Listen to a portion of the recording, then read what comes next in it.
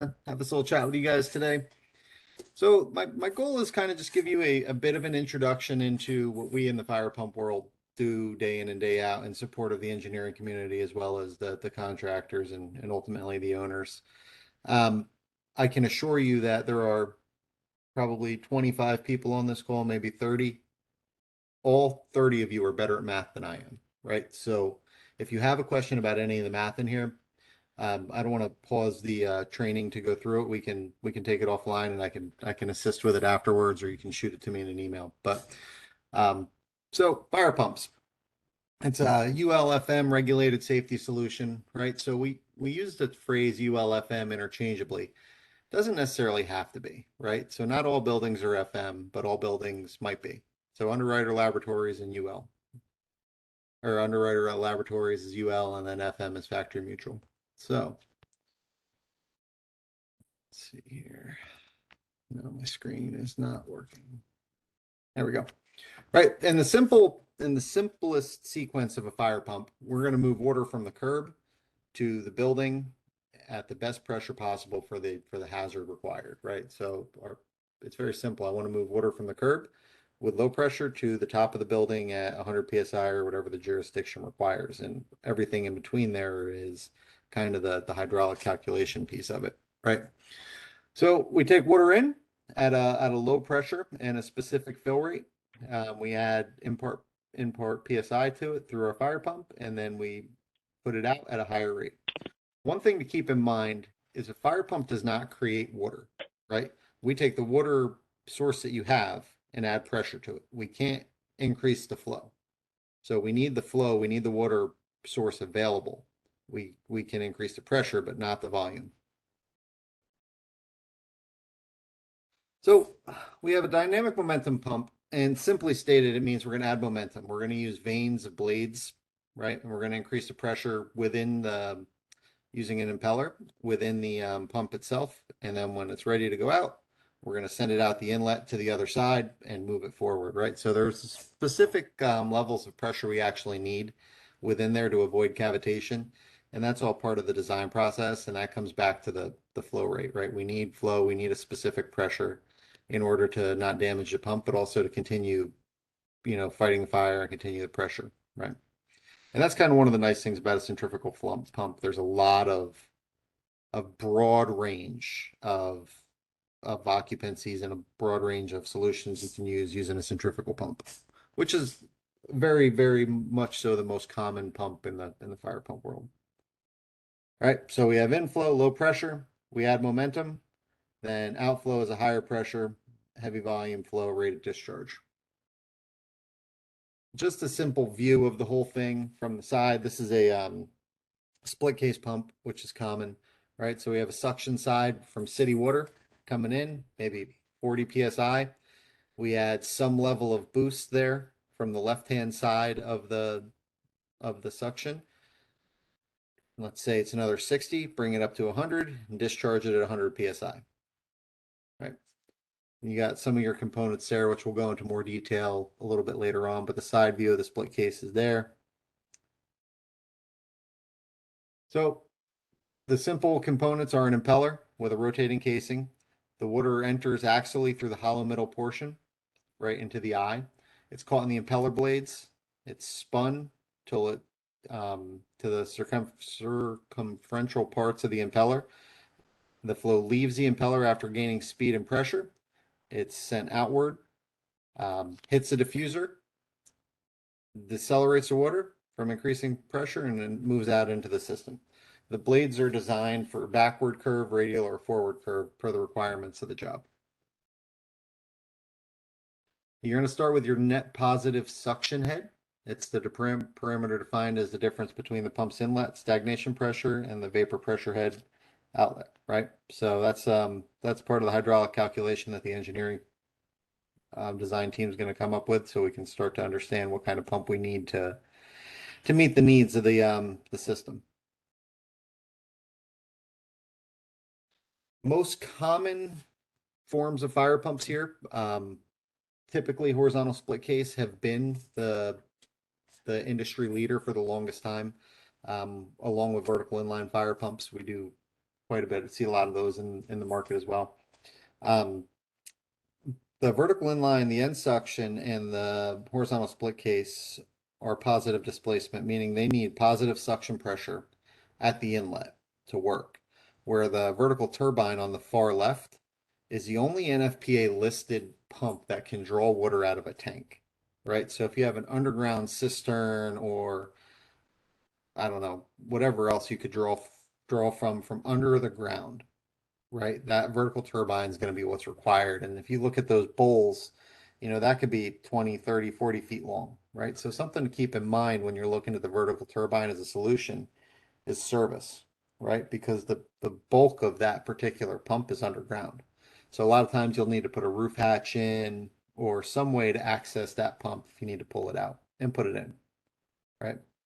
So, and then that one there on the bottom is a vertical inline, but it's got a couple interesting components on it. It's a variable speed fire pump as well, right? If you look at the right and left, you have a variable frequency driver as well as a automatic bypass on it. We can get into that a little bit more here shortly.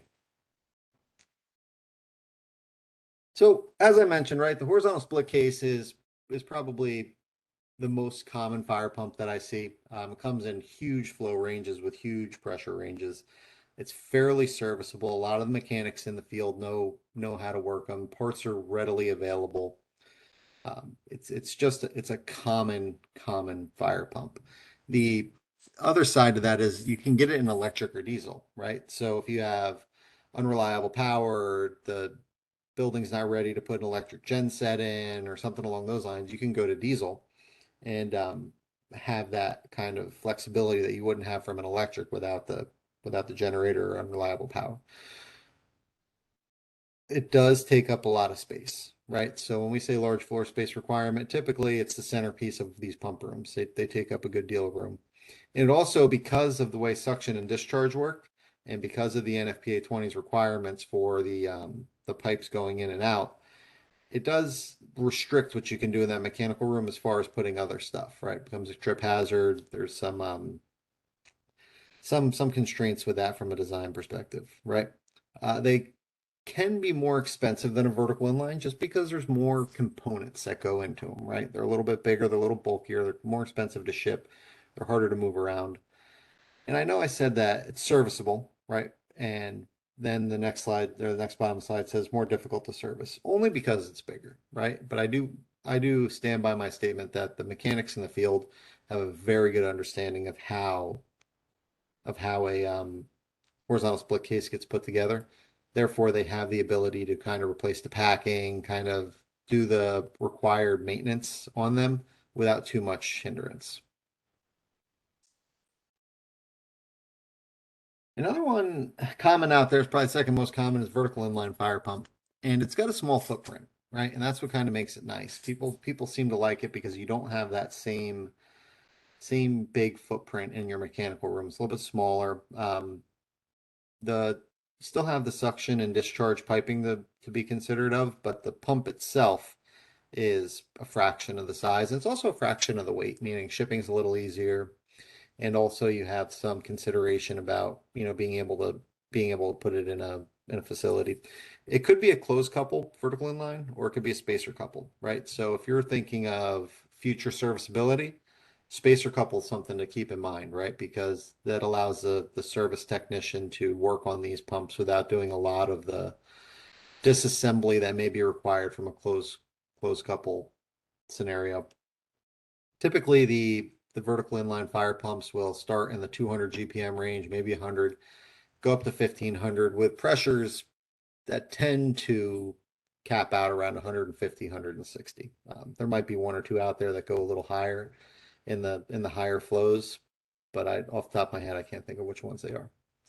So, but for the most part, you would have these in applications where you're going to keep the flows around 1,000, 1,200, 1,500. And because you're using this, a lot of times what we'll see is we're trying to use these in smaller applications, right? So 1,000 GPM, sometimes the power is looking 208, right? So now we have high amperage and the horsepower becomes a concern. That said, in the right applications, if you plan it right, the vertical inlines can be can be very useful, especially in the if you're thinking of that multifamily residential market, right, where you have, maybe 15 or 20 condos or a bunch of townhouses, the small footprint as well as the kind of the design of a vertical inline suits itself fairly well to that occupancy. Where if you look at a bigger warehousing environment or something with higher flows like manufacturing and distribution, it may make more sense to look at that split case because of the higher range of flows.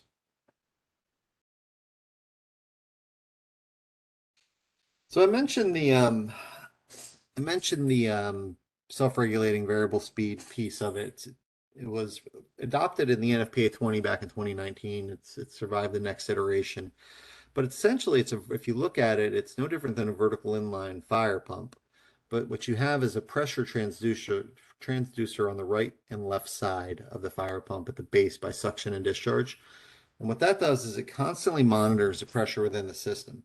And then at the top right of this image here, that's your VFD, right? So that's the logic within this pump. So the idea is that instead of overpressurizing a system on the lower floors to achieve 100 psi at the top floors, we're going to try and use logic and we're going to try and use the VFD to pressurize the system appropriately through all floors and limit the amount of PRVs necessary in a building. We look at the PRV and to us it's a great tool, but if we can limit the amount of them and make the system smarter, it's just another fail point, right? So it's another piece of the system you wouldn't need to have serviced, you wouldn't need to have replaced, you wouldn't need to have repaired, you wouldn't need to have installed, right?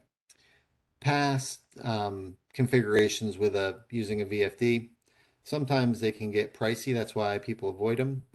It seems to be that they're getting more aggressive in price, and that's where we think there's some upside on it, right? So this is going to have three operating modes. It's going to operate as the VFD 99.5% of the time, right? If there is a failure, I mentioned the transducer on the suction and discharge side. I guess you guys can't see me pointing. Um,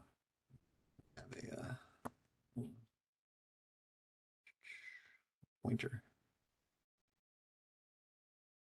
Never mind. So on the suction and discharge, the transducer there, if they fail, both of them fail, it resorts to sensorless technology where there's a point mapping system that tells the motor to spool up to a certain speed for a certain pressure, right? So that's the second mode of operation.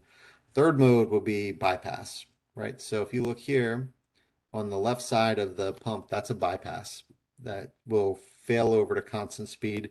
And this pump then turns into a standard fire pump, a standard constant speed fire pump like you would have if you didn't see the VFD or the bypass on there. It's going to operate and it's going to run out on its standard pump curve. This pump is also an IoT device, right? So real-time stamp for the engineer, real-time stamp for the owner, real-time stamp for the underwriter if necessary, right? So this pump will record everything it does and how it does it and why it does it, right? So if there's ever a loss, God forbid, or if there's ever some reason to go to court, or if there's ever a review of the documents, that data is stored within the pump. So we have the standard configuration of fire pumps, the horizontal split cases, the vertical inlines. I didn't go over end suction because just ultimately not a lot of them out in the market, vertical turbines. All of those from any of the manufacturers can come loose, or they can come in a fire pack assembly, which is essentially a skid mounted configuration consisting of the controller, the jockey pump, the city bypass, the flow meter if they're the pump itself, and the jockey pump controller, which you see on the left-hand side of the screen here. The the upside to that is if you have the space in the building, that removes all of the configuration in field. And one thing I would say, coming from the field myself, there's not a lot of appetite right now to have extra skilled labor on a job, primarily because there's not a lot of skilled labor out there still sitting on the bench. Most of the guys that are working in the field are already working, doing something, right? So if you can help that contractor, help that general contractor do all that assembly work on the front end and have it show up and we need to connect the water supply pieces and go over it and do some testing. That saves the contractors a lot of effort from any of the manufacturers. Uh, it also comes with a, a fully assembled warranty from many of the manufacturers, right? So you have a point of contact for every single component within that fire pack. The next step up of that is, do we want to keep this fire pumping system within the facility, or do we want to move it outside? Do we want to free up space for that facility to use something else, or is there not a good space now for it? Is there no room? It can be moved outside again from pretty much any of the manufacturers can build that middle assembly there with whatever customization the engineer or owner or contractor is looking for. Say it's a rated assembly, it's engineered to order, and the idea behind it is that that shows up on a flatbed. We set it with a crane, depending on what model it would be, whether there's a floor or no floor in it. We set it with a crane on a poured floor, or we set it in a crane on prepared dirt, and then make the final connections and call it a day.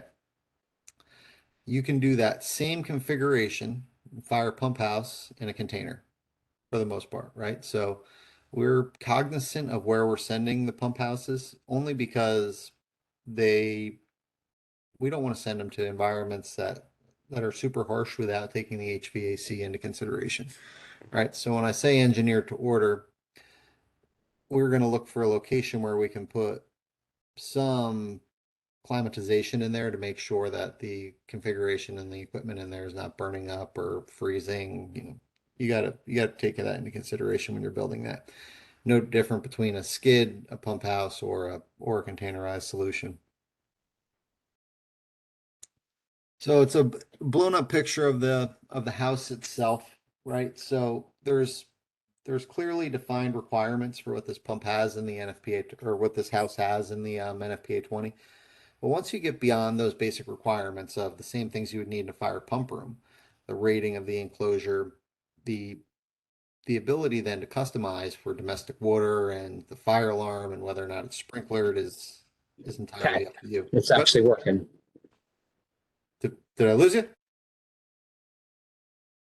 Okay. No, you're good. You're good. All right. Sorry. Thought I heard somebody say something. Um, so again, so this would be a conversation between any manufacturer and the engineer. What solution are you trying to accomplish here, right? And as we dig into it, we figure out where it's going to be, we figure out what the requirements are going to be, and ultimately we build the design in support of the engineering team for, their requirements to move the pumping solution outside of the building. Some image of what you might expect to find in a containerized solution, right? So we don't have the same customizable availability in a container because we have space constraints, right? So you could sister up a bunch of these containers to do something, but ultimately you're going to be limited to the size of shipping container for what you're trying to accomplish. Not a huge deal until you take into consideration the requirements of suction and discharge piping, the city bypass, all those other things, right? And then you get if it's a diesel, you got to stick a tank in there somewhere, and you got everything that comes with that, right? So back to the why of the centrifugal pump, right? So it's an optimal transfer for a low viscous fluid like water, and it can handle the range and capacity, high head, high flow. They're simple to design, they're compact, they're easy to maintain, and the leakage, so rhetorical, right? But a horizontal split case fire pump is supposed to leak, right? So you should see a leak every minute in there because we need to burn off some of that heat, right? So if you're seeing it leaking and you don't think it should be, trust me, it should. I mean, it shouldn't be gushing, but it should be, right? So a couple quick pieces of it. You got the volute, which is the pumper impeller housing, the impeller, which is the actual wheel that spins inside to move the liquid around, the eye, where the liquid enters the pump, and the impeller vanes, which are the divisions of the impeller to direct the motion of the liquid. So here's a quick image of the eye and what the vanes would look like, the thickness of the impeller. Some important thing to remember is that the thicker the impeller, the more the flow. The larger the diameter, the more pressure. So if we increase the impeller speed, we get more flow and pressure. That's so if we trim the impeller, then we're going to get less flow. If we it's all in what we do with the impeller and to kind of optimize the solution as a pump manufacturer. So what we're looking for ultimately out in the field is for the pump to follow the curve, right? So we know what kind of water supply we have. We know what kind of pressure we need. We're going to test it up at the factory and we're going to create a curve. And when we get that out to the field, it should follow that same curve.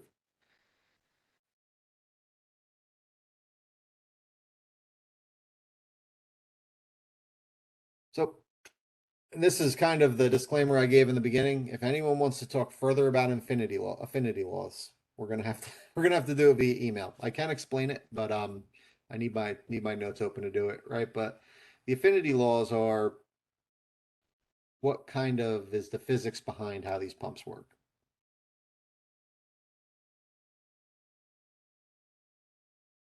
There are a lot, as you guys know, there are a lot of different agencies, stakeholders, people involved in the fire and life safety business, right? So on the early stages, you have the standards development, which are your NFPA. They establish the norms and requirements. Then you go from NFPA to your listing authorities, right? So you have UL, which I mentioned, ULC and FM. They make sure that the manufacturers such as us, Peerless, Aurora, everyone else are conforming to the standards that have been developed and their pumps are meeting these requirements before they hit market, right? So that's why we get that little stamp on there. It's not easy to get. Then once we get to the site, we have the certification of site from the authority having jurisdiction, the fire marshal or the local authority. And then last but not least, we have insurance and compliance, which is fire chief, local authority enforcement, right? So you got your process and development on one side, you have your execution and deployment on the other side, right? It all works together in one big ecosystem. Some updates in the 2022, which is pretty neat. We have improvement in fuel consumption by diesel engines. We have separate requirements for vertical and horizontal shaft centrifugal pumps, automated inspection listing requirements. I did not include any of the test and inspect requirements in this presentation. I wish I kind of would have. Then you have your minimum water level and storage tanks, clarification of vertical protection zones, operation installation instructions, mechanical seals requirements, and maximum time to achieve design pressure.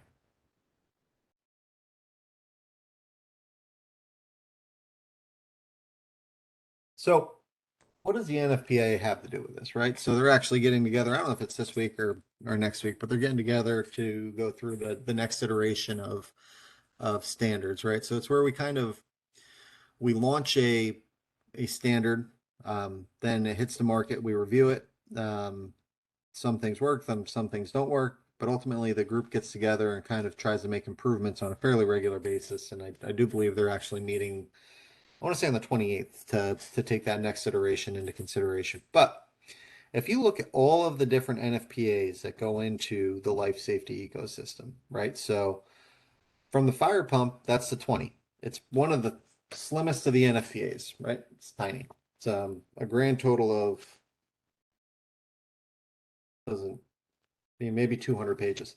Then you have the NFPA 70, which is much thicker. That's your electrical system. You have the 72, which is where the fire alarm interfaces with the other life safety systems and the standard for the fire alarm itself. The 14 for the standpipe, and the sprinkler system's the 13. All encompassed, that's your building code.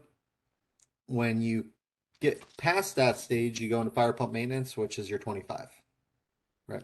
25 tells you how you have to maintain the system, tells you how you have to inspect it. The 20, the 13, and the 14 tell you how the standards for installation should be.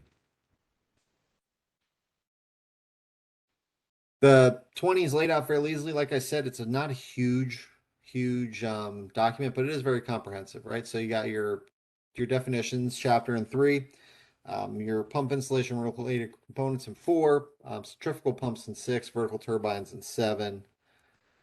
Your electric drives in 9, your controllers 10, diesels at 11, engine drive controllers 12, and acceptance testing, performance and maintenance in 14.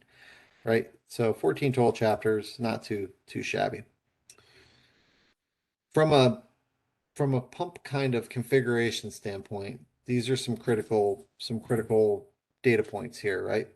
So A, your pump shall be listed for fire protection service. One thing to keep in mind, I get quite a bit, people wanting a 30 psi or 35 psi. Fire pumps are listed from 40 psi and above, right? To my knowledge, there's not a listing under 40 psi, right? So keep that in mind. It wouldn't be listed if it's under. So a lot of times what I have to do is take it up to 40 or a little higher.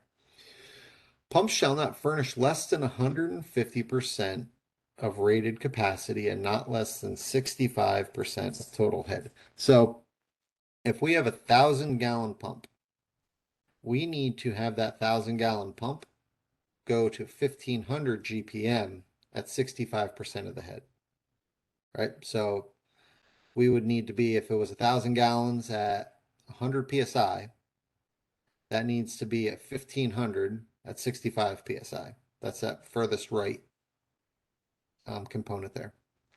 And the shutoff head shall not exceed 140 of rated head for any pump, right? So we top out at 140 for shutoff. So anybody that's been in the fire pump world for the past 18 months has realized that diesel engines, while convenient in a lot of scenarios, have had just super duper long lead times. They're getting better. Our friends in the diesel world are lead times are coming down, but we do still see some lead times upwards of 34, 35 weeks on the engine alone, right? And those are model dependent. So a lot of times you can ask your pump manufacturer to help you select a model that may have a quicker lead time, depending on horsepower. That said, it does come back to the popularity of the pump itself or the engine itself. If we have a lot of them, then chances are we're going to need a lot of them elsewhere too, and there's going to be a long lead time on them. But any of the manufacturers can help. So why diesel, right? So it's internal combustion.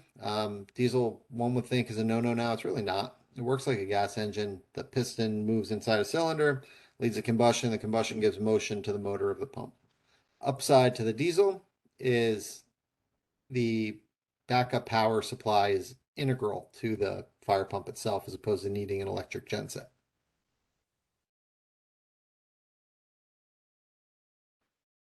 Common diesel manufacturers that are listed for use with fire are Kirlosker, Cummins, and Clark. I can say with pretty common certainty is most of our business is with Clark. They do a very big business here in the States.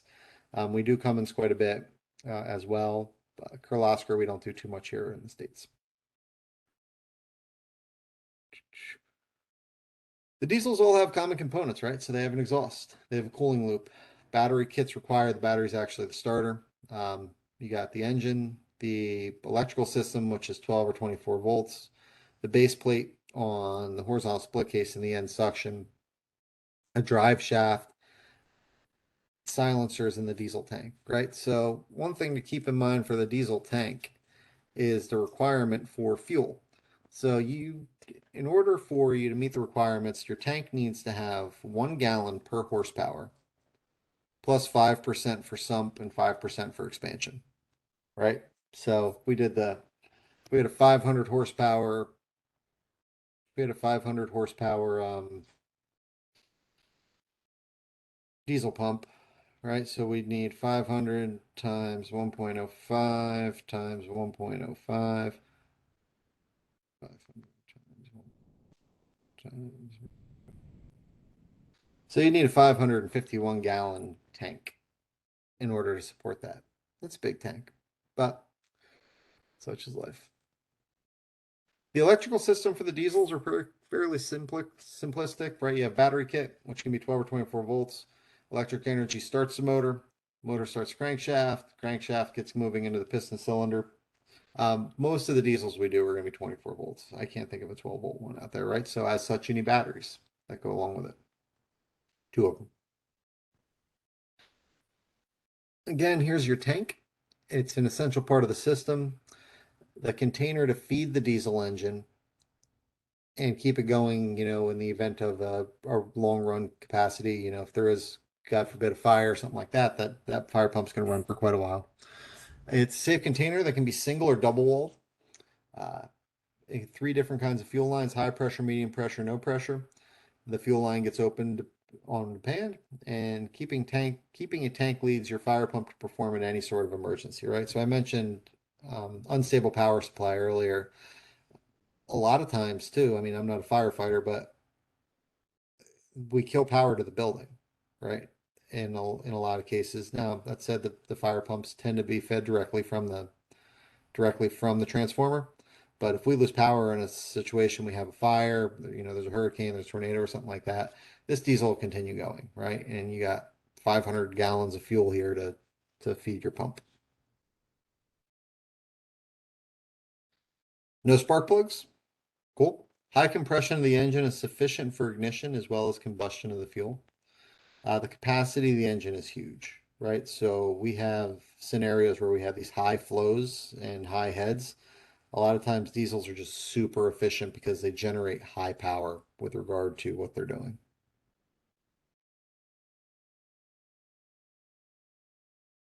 There's some accessories that come with these fire pumps that are fairly common. We're going to go through a couple of them. It's not an exhaustive list by any means, but certainly quite a few of them.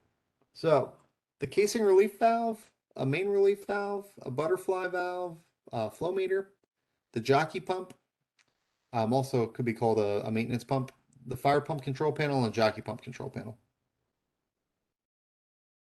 One thing to keep in mind, a jockey pump is not a listed device, right? So you'll notice that on this little diagram here, number 6, it's not a very good image of a jockey pump on the bottom there. Typically they're VMS, vertical multi-stage looking type things, but they're not listed, right? So the jockey pump flows tend to be about 10% of your pump's flow, with 10 psi higher than your pump's head, right? So the idea behind it is we don't want to flow enough water with that to service the sprinkler system by any means, right? So we don't want enough water to service a head, but we also don't want the fire pump cranking on and off every time there's a pressure fluctuation.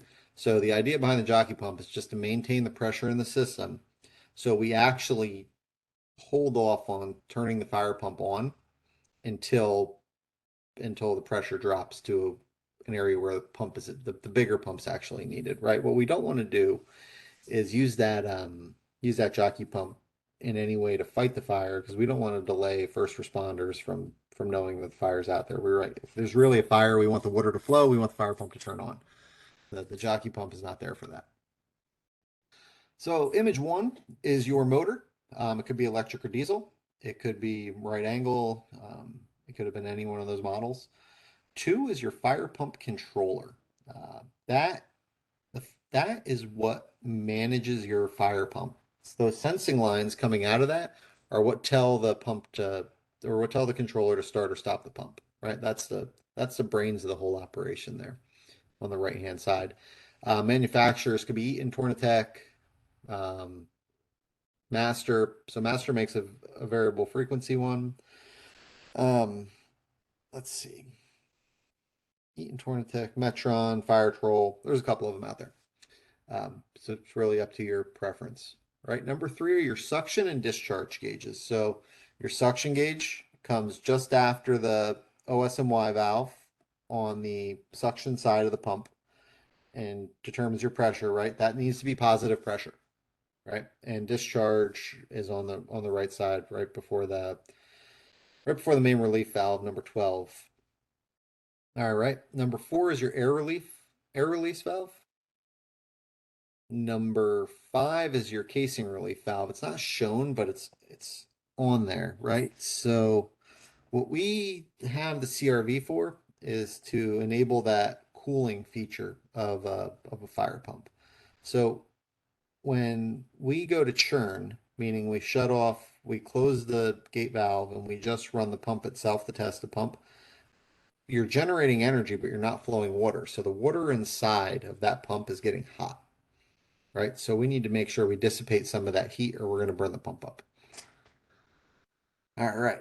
So if we look at the diesel components here, right? So you got the pump engine, you got the comes with a cooling system, a fuel system, a battery system, an exhaust system. Number two, again, you get the fire pump controller.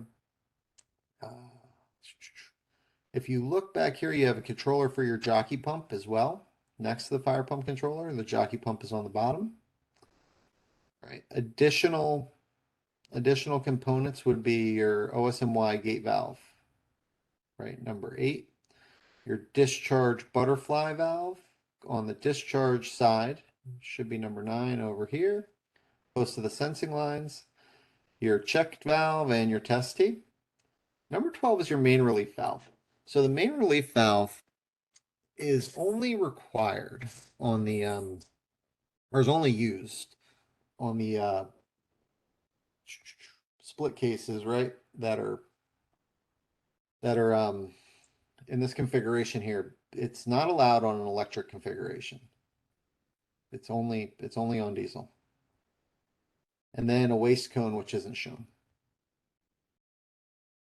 And here's just kind of an electric layout, right? So it's very similar. If you follow it in from the left, you have your water supply into a T.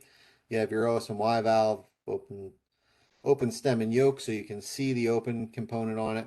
Reducer coming into your suction gauge, air release into your out of the pump into discharge into an increaser, casing relief valve, again to let some of the heat out into your butterfly valve, so on and into the system. Now, it gives you a better indication here of uh, your jockey pump configuration as well. If you look at the bottom, you have your piping into your jockey pump, your sensing line into your jockey pump control panel. Another thing it shows on the top here is your flow meter loop, right? So you can flow water using the flow meter loop 2 out of 3 years, right? So on the third year, you have to actually flow the water and test it, right? But 2 out of the 3 years, you can use the flow meter for your water flow. You also have a configuration where a city bypass. So when do we put a city bypass in? If that city bypass is going to give any advantage to the sprinkler system in the event that the fire pump goes down, right? So let's say the fire pump burns up. We close that OSMY valve and we just allow the city water to do the best it can, right? That's when we would put that city bypass in. So I mentioned the casing relief valve. It's a spring-loaded diaphragm relief valve, can be installed in any position and will open and close within very close pressure limits, right? The plug may be removed and installed in the inlet to convert to an angle pattern. The manufacturer's clay valve. We don't make them. We buy them. This is the diesel configuration that we just looked at. So you'll notice that the primary difference is the MRV that you can't put on an electric configuration, right? So because you have that MRV on there, you got a waste cone. And what that's going to do is prevent the pump from overpressurizing, right? And that's where that waste cone goes down. The MRV is listed. The waste cone can be directly installed on the MRV. And again, that's a clay valve device. So the broader conversation with an MRV is it's a life safety device. It's used to limit fluid pressure, constructed with a ball or poppet or spool opposed to a spring, and installed into a cavity or porta body, installed in the hydraulic system after the pump, right? So after the pump is, as you saw, to the right side of the discharge is where that MRV would be, right? The valve opens to bleed the fluid to the reservoir, provides excessively pressurized fluid to an open path to the tank, reduces pressure equal to the spring. Pressure in the working port will get maintained or back pressure decreases as the valve closes. So fire pumps don't turn off, right? That's one of the things to keep in mind, right? So the fire pump is going to run until it explodes. A diesel pump will, only in an overspeed condition, right? So if that pressure is below the overspeed shutoff range, we may not need an MRV, right? So that's something we'd look at with regard to the design process, because if the MRV is not going to engage until after the shutoff overspeed, it's an erroneous device. But that's something that, again, we talk about offline and I could explain in greater detail. So engines with mechanical governors used to run at a higher speed, which couldn't be controlled.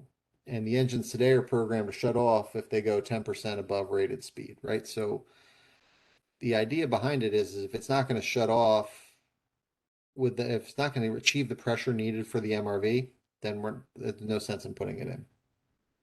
When the pump speed increases, the pressure of the pump will produce this square of speed, which may destroy the parts, and that's why it only shuts off in a diesel overspeed condition. So again, you have a max shutoff head in electric pumps. They're going to run until they stop. That's just the way it is, and you're going to follow your curve all the way down. You have your duty point that you hope it's operating at, but as the water continues to follow that curve down, it's gonna have a steep fall off at the end. Another important one is a butterfly valve. So you have to be a little bit cautious where you put butterfly valves, because they can decrease laminar flow, and that's what we're shooting for, right? But it regulates the flow of liquid. It's a metal disc mounted on a rod, a closing mechanism. They tend to get monitored by the fire alarm. It'll give a quick shut off, right? That's what's kind of nice about it, is you can close that very quickly, and it's very obvious when you're in a pump room what it does, why it does it, and how to do it, right? It's not complex. When you see a butterfly valve, they're fairly easy to close. Um, Rotating the actuator turns the disc either parallel or perpendicular to the flow. It's a quarter turn valve, and it may be open incrementally to throttle flow. They cost less than some of the other valve designs, but again, they can interrupt laminar flow. All right, so if you just conceptually think of water flowing through that, it's going to disturb the flow of that water in some capacity, even if it's completely perpendicular. I mentioned the flow meter earlier. Again, that's just a mechanism for testing the fire pump for your required flow tests, right? And the assembly is set up in the capacity here. We calculate the flow rate, the amount of flow that passes across the section area, and you use a flow meter to monitor that. A couple different manufacturers, Global, Durand.